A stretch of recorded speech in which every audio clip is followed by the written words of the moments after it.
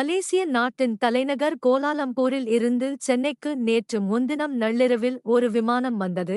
அதில் வந்த பயணிகள் அனைவரும் சுங்கத்துறை சோதனையை முடித்துக்கொண்டு வெளியே சென்றனர். ஆனால் கன்வேயர் பெல்ட்டில் 2 சூட்கேஸ்கள் மட்டும் யாரும் எடுக்காமல் கேட்பாரற்றி இருந்தன. இதை பார்த்த விமான நிலைய பாதுகாப்பு அதிகாரிகள் மோப்ப நாய் உதவியுடன் மெட்டல் டிடெக்டர் மூலம் சோதனை செய்தனர். அதில் வெடி குண்டுகள் எதுவும் இல்லை என்பதை உறுதி செய்து கொண்ட பாதுகாப்பு அதிகாரிகள் சூட்கேஸ்களை திறந்து பார்த்தனர். அதில் சிவப்பு காதுகள் கொண்ட 5000 அரிய வகை நட்சத்திர ஆமை குஞ்சுகள் இருந்தன.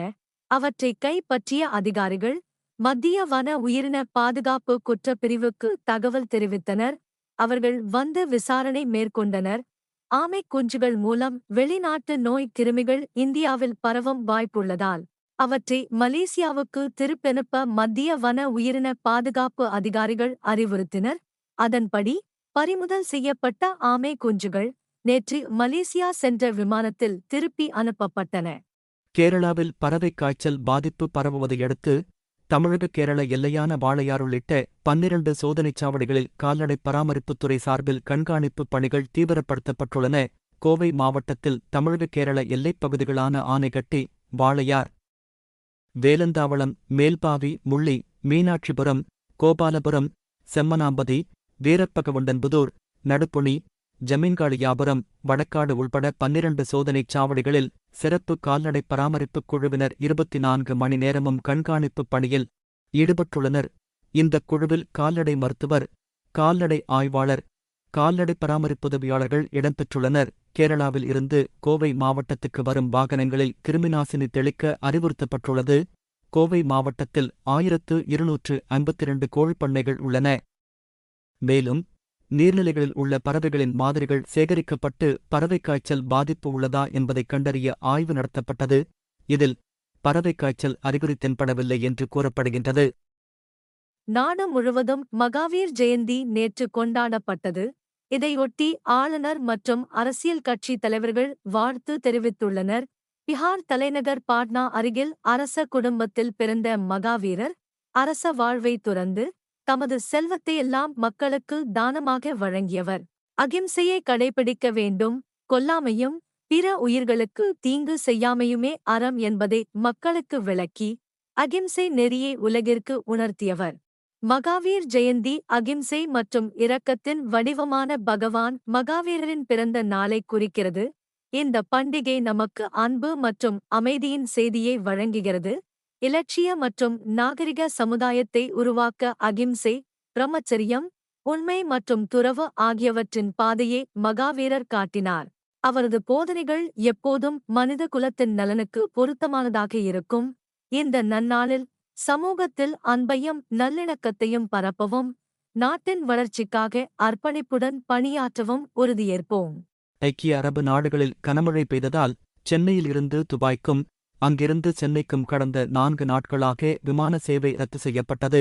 அதேபோல் குவைத், சார்ஜாவுக்கும் பெரும்பாலான விமான சேவைகள் ரத்து செய்யப்பட்டாலும் இயக்கப்பட்ட சில விமானங்களும் பல மணிநேரம் தாமதமாகவே புறப்பட்டது. இதனால் பயணிகள் கடும் அவதிக்குள்ளாகினர். துபாயில் மழை நின்றதால் அங்குள்ள விமான நிலையங்களில் ஓடுபாதைகள் சரி செய்யப்பட்டுள்ளன. இந்நிலையில் விமானப் போக்குவரத்து மீண்டும் தொடங்கியது. அதன்படி சென்னையில் இருந்து துபாய்க்கு நேற்று காலை புறப்பட்ட விமானத்தில் 267 பேர் பயணம் செய்தனர். பொதிகளை சுமப்பதுதான் கழுதைகளின் பணி என்ற பழங்கால கதையை உடைத்து அவற்றின் பாலை விற்று மாதம் 3 லட்சம் ரூபாய் வரை சம்பாதிக்கிறார் ஒருவர். குஜராத் மாநிலம் பதான் மாவட்டத்தைச் சேர்ந்த திரன் சோலங்கி தனது கிராமத்தில் கழுதை பண்ணை வைத்துள்ளார்.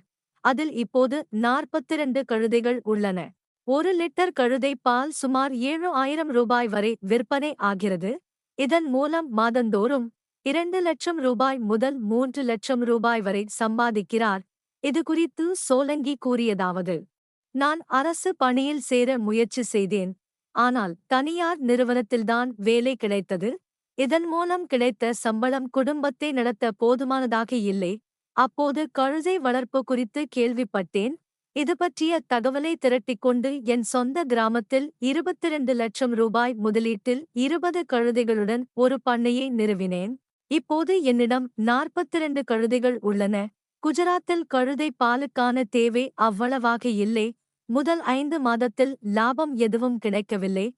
பின்னர் தென்னிந்தியாவில் கழுதை பாலுக்கு தேவை இருப்பதை உணர்ந்து அங்குள்ள சில நிறுவனங்களை அணுகி கழுதை பாலுக்கான ஆர்டர் பெற்றேன்.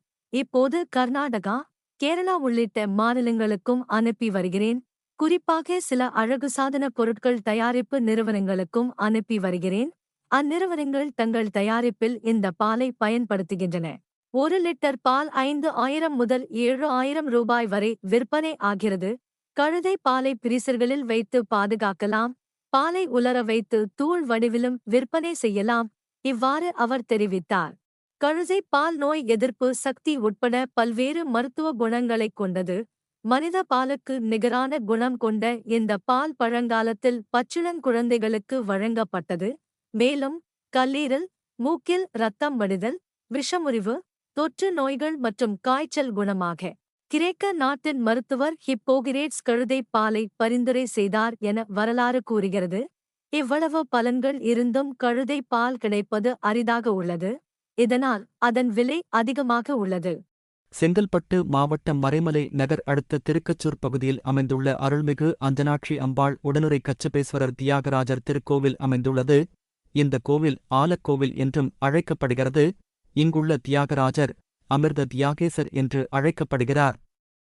தேவர்களும் அசுரர்களும் இணைந்து பார்க்கடலைக் கடையும் போது மத்தாக விளங்கிய மந்தர மலையைத் தாங்கும் சக்தியைப் பெற திருமால் இவ்வாலயத்தில் சிவபெருமானை வழிபட்டார். இங்குள்ள சிவபெருமானை வழிபட்டால் கல்யாண தடை நீங்கி புத்திர பாக்கியம் கிடைத்து தீராத நோயும் தீரும் என மக்கள் நம்பி வருகின்றனர். சுந்தரரால் பாடல் பெற்ற தலமாக விளங்கும் திருக்கச்சூர் தியாகராஜர் திருக்கோவிலில் 18 ஆண்டுகளுக்குப் பின்பு மகா கும்பாபிஷேகம் நேற்று காலை நடைபெற்றது. பக்தர்கள் மீது புனித நீரா தெளிக்கப்பட்டது. அன்னதானமும் வழங்கப்பட்டது. இந்த கும்பாபிஷேக விழாவில் ஏராளமான பொதுமக்கள் பங்கேற்று சாமி தரிசனம் செய்தனர். இன்று 22 கேரட் தங்கம் விலை கிராமிற்கு 40 ரூபாய் குறைந்து 1 கிராம் தங்கம் 6,845 ரூபாயாகவும் 8 கிராம் தங்கம் 54,760 ரூபாயாக விற்கப்படுகின்றது. இன்று வெள்ளி விலை கிராமிற்கு 1 ரூபாய் குறைந்து 1 கிராம் வெள்ளி 89 ரூபாயாக விற்கப்படுகின்றது.